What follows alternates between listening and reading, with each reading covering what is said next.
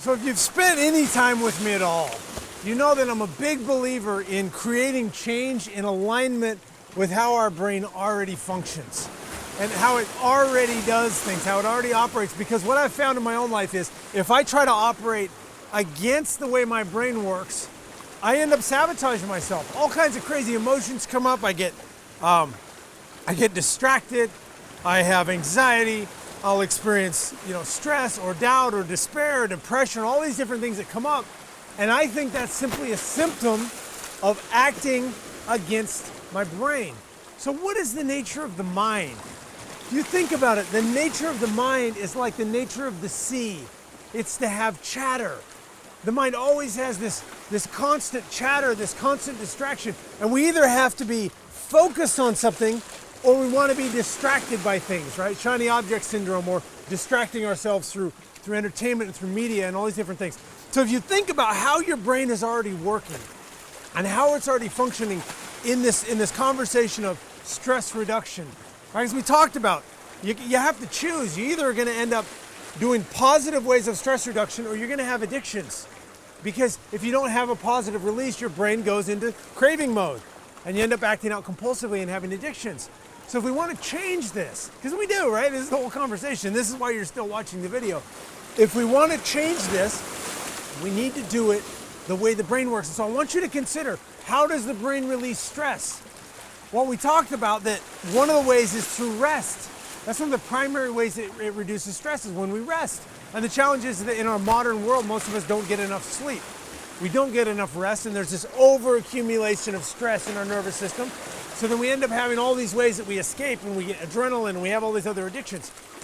Well, if we're resting, think about what happens. I don't know about you, but I got some crazy dreams. I mean, I'll have a dream where I had this dream. We watched this documentary on wolves one night on the internet, some National Geographic documentary, and I was watching this, and I went to bed, and I had this horrible dream that there were these wolves on my front porch, and I was trying to get them with this broomstick, and I was trying to get rid of them, and I was going along crazy, and then all of a sudden, I was on the back of this motorcycle. I wasn't going backwards, but I was on the back of this motorcycle, and all these emotions were going. Our brain is releasing stress out of our nervous system when we have these emotions during our sleep. So you think about this. The emotions come in, right? We have one scenario, and we're going along, and we're feeling it. We're totally in it. We're completely there. And then all of a sudden, scenario 2 pops up, and what happens? We shift our focus to the next scenario. What happened to that first scenario?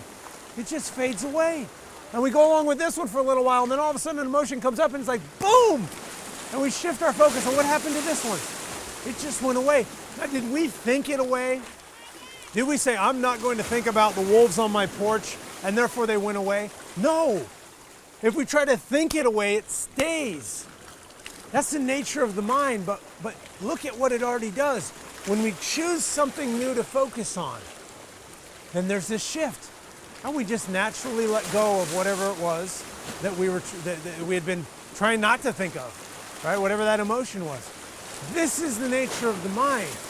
So if we want to learn to release this stress, especially in the context of the process of meditation, and the technique that I'm teaching you about and I'm talking to you about, when we do this technique, we're not trying to make thoughts go away. So when you sit down to meditate, guess what's going to come up? What's going to come up is whatever's in your nervous system, whatever's going on in your world, whatever stresses are going on. And all of those thoughts are going to come to the forefront of your mind. They're going to go crazy. And so instead of trying to fight them, be like, oh, I can't think about that conflict, or I can't think about not paying those bills, or I can't think about this, whatever it is we don't want to think about.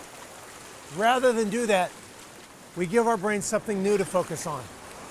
And in the analogy that I'm going to talk to you about, it's as if, well, I'll talk to you on the next video, in fact, about this process of choosing something new to focus on. And in doing so, what happens is these thoughts still come. Don't think for a minute that if you start to meditate, all these thoughts are just going to go away. That's ridiculous. But as you do this process, as the thoughts come and as they're released out of the nervous system, and they should come, we'll never get to a point when they don't come. We'll always have chatter. It's like the nature of the ocean. It will always have waves. But as these thoughts come, we have a new tool that works in alignment with how our brain already works, and we have a new focal point to come into. And that's the process that I'm going to teach you in these next videos. Now I've prepared a cheat sheet for you that's going to teach you and help you in learning healthy ways to manage your stress. So if you're ready to take a look at this, just click on the button on this page and go through the information, and I'll send you an email that's going to teach you how to start to align with these natural laws of power, one of the very most important of them being learning how to manage your stress.